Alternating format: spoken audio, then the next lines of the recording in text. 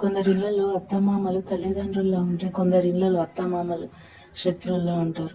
ఇది మా ఆస్తి, మేం సంపాదించినాం, మా ఇంట్లో ఎట్లా ఉంటారని కోడల్ని కొడుకును నరక యాతన పెడుతుంటారు.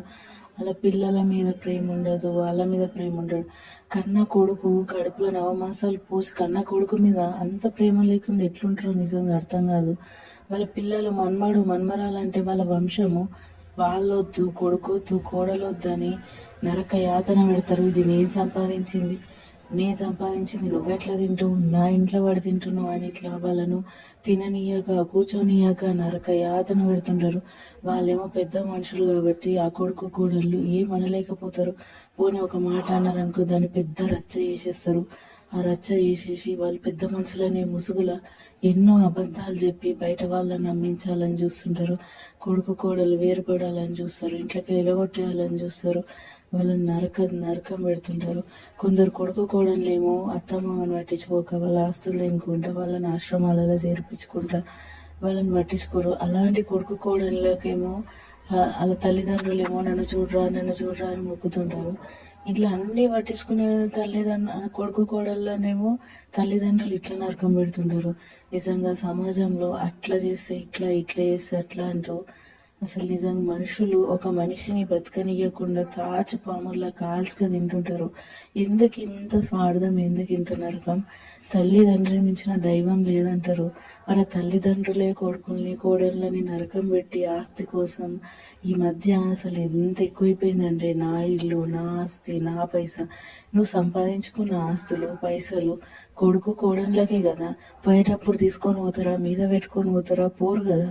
ఉన్న రోజులు కొడుకుని కోడళ్ళని పిల్లల్ని మంచిగా చూసుకొని వాళ్ళతో మంచిగా గడిపి వాళ్ళు మంచిగా తినుకుంటే అందరు సంతోషంగా ఉండి తర్వాత కొన్ని రోజులైనాక మీరు పోయినా కూడా మిమ్మల్ని మీ ఫోటోలకు నైవేద్యాలు పెట్టేది, మిమ్మల్ని గుర్తు చేసుకునేది మీ వంశమే కదా, మీ కొడుకు పిల్లలే కదా.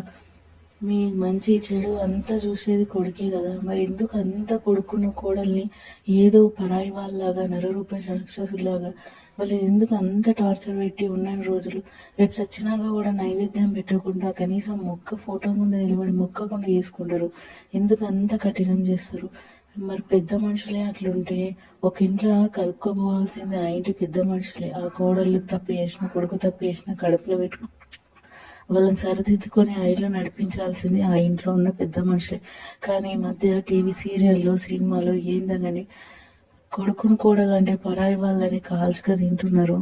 మరి ఆ ఇంట్లో ఉన్న పెద్ద మనుషులే సరిగ్గా లేకపోతే మరి ఆ ఇంట్లో ఉన్న పిల్లలు ఎట్లుంటారు? రేపు వాళ్ళ చిన్న పిల్లలు వాళ్ళ తరం ఎట్లుంటది? అసలు పాతకాలంలో మన పెద్ద మనుషులు అంటే ఎట్లుండేటోళ్ళు?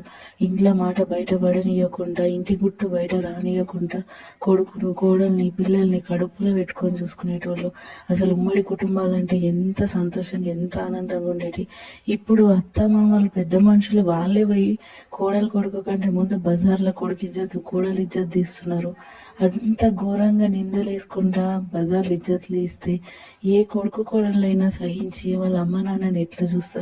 మళ్ళా రేపు ఇంత చేసినాక రేపు వాళ్ళు అడ్డం పడ్డాక సేవ చేయమంటే ఏ కోడలు చేస్తుంది? ఏ కొడుకు?